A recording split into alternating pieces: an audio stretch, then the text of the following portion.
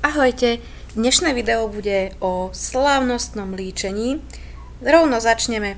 Na pleci nanesiem CC Cream od Mary Kay v odtieni Very Light.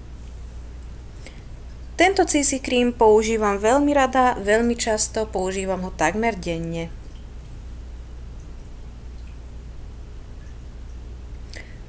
Ja si make-up alebo aj CC Cream nanášam pomocou rúk, pretože štetce sú síce možno hygienické, ale neviem, mne sa lepšie zapracováva make-up prstami. Ďalej použijem na také prekrytie alebo rozjasnenie klasický make-up od taktiež Mary Kay v odtieni Ivory 4 s rúžovým prúžkom, ktorý je určený na sušiu pleť. A nanesiem si ho hlavne pod oči alebo na miesta, ktoré majú nejaké tie nedokonalosti a chceme ich trošku prekryť. Taktiež tento make-up nanášam prstami.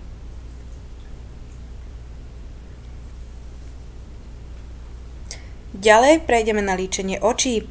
Oči budem dneska líčiť touto paletkou od Maybelline.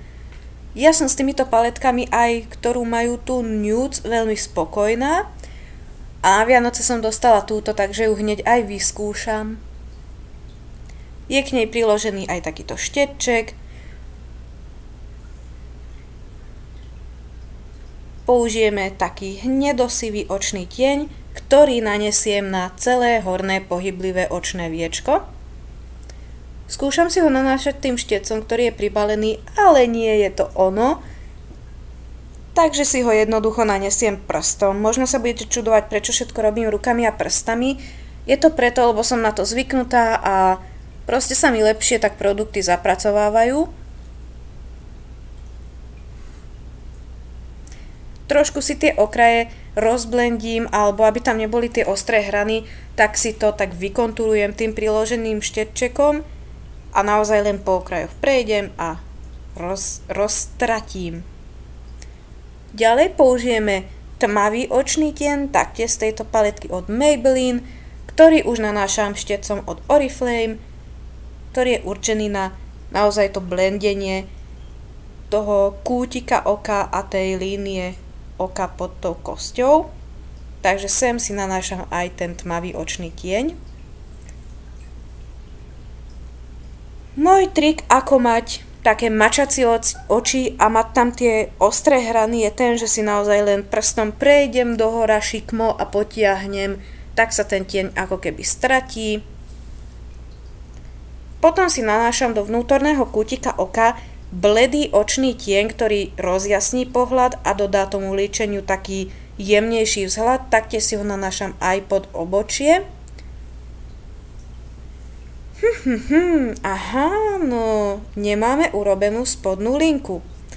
Takže spodnú linku urobím už štecom, keďže to je prstom dosť ťažké, i keď dá sa to.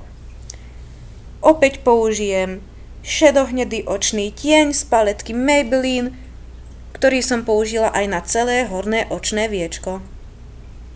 Prejdem po celej spodnej línii oka.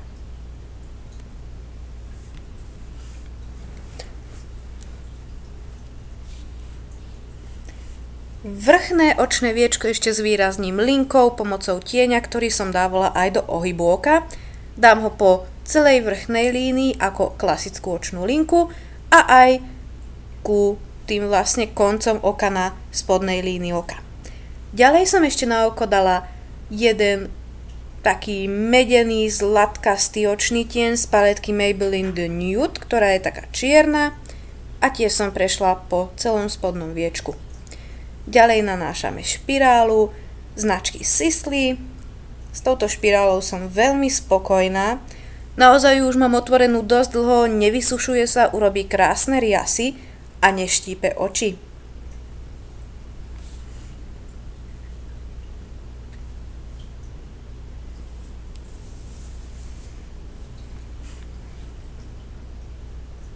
Tak, a teraz prejdeme na obočie. Obočie si len jemne dokreslím alebo vyplním chýbajúce miesta s tmavohnedým očným tieňom z paletky Maybelline The Nudes. Tento očný tieň je veľmi univerzálny, používam ho ako aj na líčenie očí, tak aj na obočie. Nemám rada príliš dokreslené obočie alebo také tie ostré hrany, čo naozaj vidno, ako keby bolo obočie vytetované alebo niečo podobne. Radšej si ho dokreslím takto očným tieňom.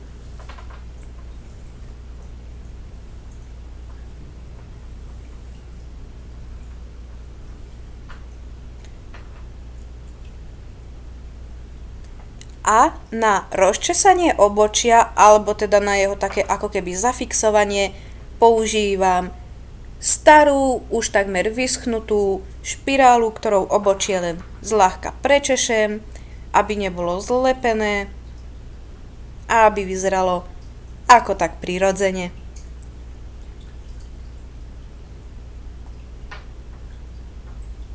Ďalej si na celú tvár nanášam kompaktný púder od Oriflame z rady Giordani Gold. Tento púder je naozaj svetľunký, bledý, takže ním nie je čo pokaziť. Na nanášanie používam priloženú húbku, ktorou sa ľahko púder nanáša a potom si ho do pleti jednoducho vklepkám.